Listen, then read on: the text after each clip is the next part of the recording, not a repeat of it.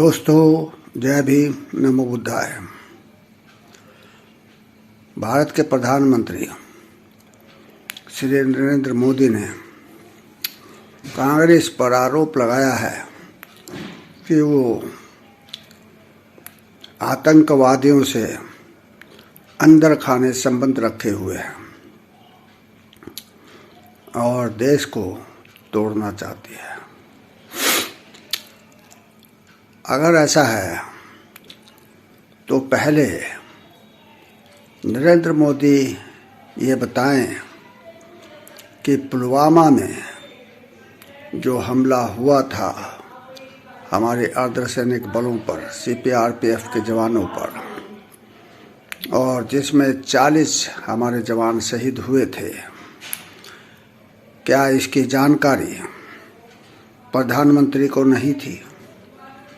क्या वो इस साजिश में शामिल नहीं थे? क्या एनएसए अजीत डोभाल इस कार्यक्रम की जानकारी नहीं रखते थे?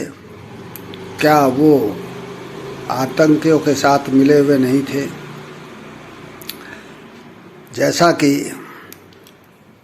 तत्कालीन राज्यपाल श्री मलिक ने कहा कि वो गाड़ी 300 विध्वंसकों के साथ, यानी के विस्फोटों के साथ, विस्फोटक सामग्री के साथ वहाँ पर लगभग 12-13 दिन से कश्मीर में घूम रही थी। तो अजीत डोभाल जो सिक्योरिटी एडवाइज़र हैं, राष्ट्रीय सिक्योरिटी एडवाइज़र, क्या उनको जानकारी नहीं थी? अगर उन्हें जानकारी नहीं थी तो उन्हें तत्काल इस पद से इस्तीफ़ा देना चाहिए, सरकार को उसे हटा देना चाहिए, क्योंकि इतनी सीरियस बात हुई और अजीत डोभाल को पता भी नहीं। वैसे तो ज्ञात हुआ है कि अजीत डोभाल ने श्री मलिक को, जब श्री मलिक ने अजीत डोभाल को ये संदेश दिया कि एक बहुत बड़ा जो है कार्य ऐसा हो गया है जिसमें हमारे 4 जवान शहीद हो गए हैं, तो अजीत डोभाल ने कहा था कि तुम इसमें चुप रहो, ये एक बहुत गहरा राज है।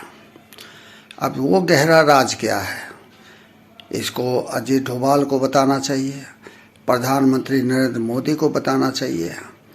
लेकिन वो नरेंद्र मोदी जिसने गुजरात में मुख्यमंत्री रहते हुए मुसलमानों के खिलाफ षड्यंत्र करा, मुसलमानों के खिलाफ लोगों को भड़काया और 2000 से भी अधिक मुसलमान जिस आतंकी घटना में मारे गए, इसको आतंकी घटना ही कहा जाएगा, क्योंकि मुख्यमंत्री नरेंद्र मोदी ने लोगों को आतंकियों में तब्दील कर दिया था।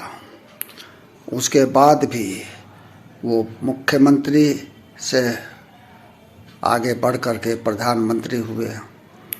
तो जिसके मन में दया नहीं है, जिसके मन में देश के प्रति प्रेम नहीं है, जिसके मन में जनता के प्रति किसी किस्म की भावना नहीं है, उसके मन में तो मैं समझता हूँ कि सिवाय षड्यंत्र के, सिवाय कुचक्र रचने के और कोई भावना नहीं है। उनकी बुद्धि सिर्फ इसी में चलती रहती है। वो सिर्फ इसी में ही अपने दिमाग को लगाए रखते हैं कि मैं किसी भी तरह से चुनाव जीत जाऊं, चाहे जो हो, चाहे जनता जितनी भी मरे, इसकी उनको परवाह नहीं है। अगर परवाह होती तो देश को महंगाई की आग में ना झोंकते। अगर परवाह होती तो देश में बेरोजगारी इस समय चरम पर है, वो ना होती। अगर परवाह होती तो देश के PSUs, पब्लिक सेक्टर यूनिट्स जो कांग्रेस ने जवाहरलाल नेहरू के समय से 2013 तक स्थापित किए थे, उनको वो अपने मित्र को हैंडओवर करके देश को कंगाल ना बनाते हैं। अगर उनको देश की परवाह होती, जनता की परवाह होती, नवयुवकों की परवाह होती, तो वो सरकारी नौकरियों के दरवाजे उनके लिए बंद ना करते। दोस्तों, जो है कर्नाटका में चुनाव हो रहा है, वहाँ प्रधानमंत्री पूरे 12 दिन से डटे हुए हैं। उधर मणिपुर में जो है आग भड़क रही है, वहाँ पर एक दूसरे के खून के प्यासे लोग हो गए हैं। वहाँ पर जो है मैदानी और पर्वतीय लोगों का संघर्ष है, जिसमें 50 से ज़्यादा लोग मारे गए हैं, बहुत से जख्मी हुए हैं और सैकड़ों आदमी मणिपुर से विस्थापित होकर के आसाम में शरण लिए हुए हैं।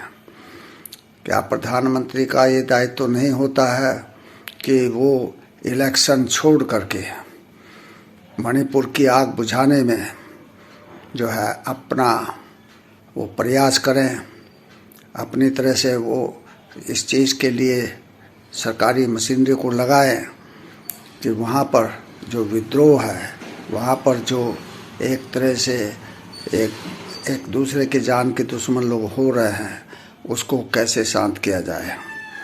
लेकिन उनको परवाह नहीं है। मैंने आपसे कहा है कि नरेंद्र मोदी को जनता की जरा भी लेश मात्र भी परवाह नहीं है। इसलिए कितनी भी जनता मरती रहे, चाहे जितने भी कष्ट में जनता रहे, नरेंद्र मोदी को सिर्फ और सिर्फ चुनाव दिखाई देता है। उनके दिमाग में 24 घंटे चुनाव का कुचक्र चलता रहता है। चुनाव के लिए वो क्या करें, क्या तोड़फोड़ करें, किस तरह से धोखा दें, किस तरह से बेईमानी करें, किस तरह से जो है ईवीएम में हेरा फेरी करें, सिर्फ यही उनके दिमाग में रहता है और कुछ नहीं रहता। इसलिए दोस्तों, हमें इस समय सावधान होने की ज़रूरत है, क्योंकि देश इस समय बहुत ही गलत हाथों में है और अगर इसको हमने इसी तरह से रहने दिया तो निश्चित तौर से हमारे लिए जो अब इस समय जो दुर्दिन हैं, वो इससे भी भयानक दुर्दिनों में बदल जाएंगे और हमारी संतानें जो है एक तरह से गुलाम हो जाएंगी। तो आप समझें और मनन करें, चिंतन करें, विचार करें कि इस सत्ता को कैसे हटाया जाए। जय भीम, नमो बुद्धाय।